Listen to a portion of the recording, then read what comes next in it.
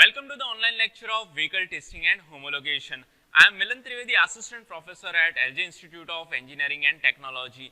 Basically, we are discussing about the chapter number 1 of Vehicle Testing and Homologation. So far now, we had already completed the definition of homologation, and we have already seen that in India, we are having 7 different testing organizations which is providing this homologation service. Out of that particular 7 different testing organization, we have already covered the different 4 organization. So let us continue with the rest 3 organization. The 5th organization in our radar is the Central Farm Machinery Training and Testing Institute. From the name itself, you will get the idea that this particular testing organization is working in the homologation process of those machinery which is used in the farming. So let us have a quick outlook that from which year it has been started, at which location it has been there. So have a quick outlook over that. It is located in the Budni region. It works under the homologation of farm vehicles. It functions under the Ministry of Agriculture and Farmers Welfare. Basically, they are going to look towards all the different farming related machineries and the equipments which is evolving for the farming field. It was established in the year 1955. It has been treated as one of the oldest organization. The basic work it involves is to test all the agricultural vehicles, and apart from that, it provides the training to the number of employees or the workers which is related to the farming and the agriculture field. The 6th testing organization is the Northern Region Farm Machinery Training and Testing Institute. Here the only difference is that instead of Central Farm Machinery Training and Testing Institute, we are having one more location at the Northern region, which is at Hisar, Haryana. The reason to provide this additional organization was that just to release the extra load which was generated at only one region, Central Farm Machinery Training and Testing Institute, as there was one only common training and testing institute for the farm machinery. So we are having now 2 different testing organizations in India. So let us have a quick outlook of some of the basic features of this Northern Region Farm Machinery Training and Testing Institute. Basically, it was located in the Hisar region of Haryana. It is providing the homologation services for the farm vehicles, and it also works under the Ministry of Agriculture and Farmers Welfare. Apart from that, all the different aspects would be similar to the Central Farm Machinery. The 7th and the last training institute in India is the International Center for the Automotive Technology. This is actually nowadays been related with the ERAI also, because it is providing almost same services which is ERAI is providing. It is located in the Manesar region. It works for the homologation of almost all the vehicles, whether it is 2-wheeler, 4-wheeler or the passenger vehicles. It has been homologated at this LJIET. It functions under the Ministry of Road Transport and the Highways. The next which we need to have a look towards is the working region. Basically, it is involving the work like the fatigue testing of the material.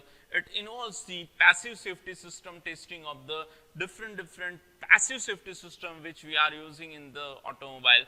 It checks the different transmission systems even of the automobile. So these are some of the very key areas on which this particular LJIET is working on. Apart from that, they are having a track testing facility. We are going to elaborate this word track. We are having number of different test tracks in order to evaluate the performance of the vehicle. So they are having the facility at which the specific tracks are being developed. Apart from that, they are doing the engine testing. They are having the software based testing even with the help of CAD and CAE model. The next thing which we need to have understanding in the case of LJIET is the emission testing which has been performed at this LJIET. Apart from that, they are also involving the noise, vibration and harshness testing. This words itself seems easy to understand, but whenever it comes to testing part, it is very difficult to measure that thing, which is being easily performed at this LJIET organization. And lastly, it is involved in the type approval certification. Type approval, we are going to discuss about that in detail in this upcoming session. Basically, type approval, in that one specific category of the certificate would be issued. So let us have a quick outlook on that. In order to understand this type approval, we need to have an understanding of the different categories of the vehicle. Up till now, we understand vehicle just by its name, that two-wheeler, four-wheeler, or the passenger vehicle, or the goods carriage vehicle. But technically now, as an automobile engineer, we need to understand the different specific category of the vehicle. So let us have a quick outlook towards that different categories of the vehicle. Coming to this category part, we are having 4 different categories to understand. The first category, that is a L category. L category stands for the motor vehicle with less than 4 wheels. The second category, that is the M category vehicle, which is for the 4-wheelers and used for the passenger purpose. The third category is the N category, that is for the vehicles having 4 wheels and used for the goods purpose. And the last category which we need to understand is the O category, that is for the trailers. Now let us understand all these 4 different categories in detail. Now, let us start with the first category, that is L category, which is for the motor vehicles with less than 4 wheels. In that particular category, we are again having 4 different categories, that is L1, L2, L3 and L4. L1 is for the two-wheelers engine capacity not exceeding 50 cc and speed not exceeding 50 km per hour. L2 category is for the three-wheeler with engine capacity not exceeding 50 cc and speed not exceeding 50 km per hour.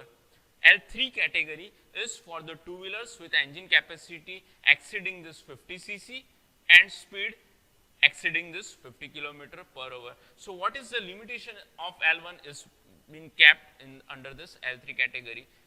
Even what is the limitation of L2 is kept under this L4 category, which is for three-wheelers with engine capacity not exceeding 50 cc and speed exceeding 50 km per hour. So that is for the L category. M category, again we are having 3 subcategories. M1 is for the carriage of passenger with seat not more than 8 in addition to the driver. M2 is for the carriage of passenger with seats more than 8 in addition to driver and the weight of the vehicle is less than 5 tons. M3 is for the carriage of the passenger with seats more than 8 in addition to driver. So that sentence is similar to M2, but where does it differs? In the respect of the weight, because the weight of the vehicle would be more than 5 tons. The next category we need to discuss is the N category. These are the 2 examples of the M category. Now let us discuss the N category, which is for the vehicle having 4 wheels and used for the goods purpose. N1, which is used for the carriage of goods and maximum weight not exceeding these 3.5 tons. Here all these 3 categories has been differentiated in the terms of only the weight of the vehicle. N2, which is having a specific range of this particular weight, which is lying in between this 3.5 tons and the 12 tons. N3 is used for the carriage of goods and maximum weight is exceeding these 12 tons. So those vehicles which are not lying under this N1 and N2 would lie under this N3 category. Last category, that is O category. O category is for the trailers, which is used to carry the different goods. O1 category, that is for the trailer with maximum weight not exceeding the 0.75 tons.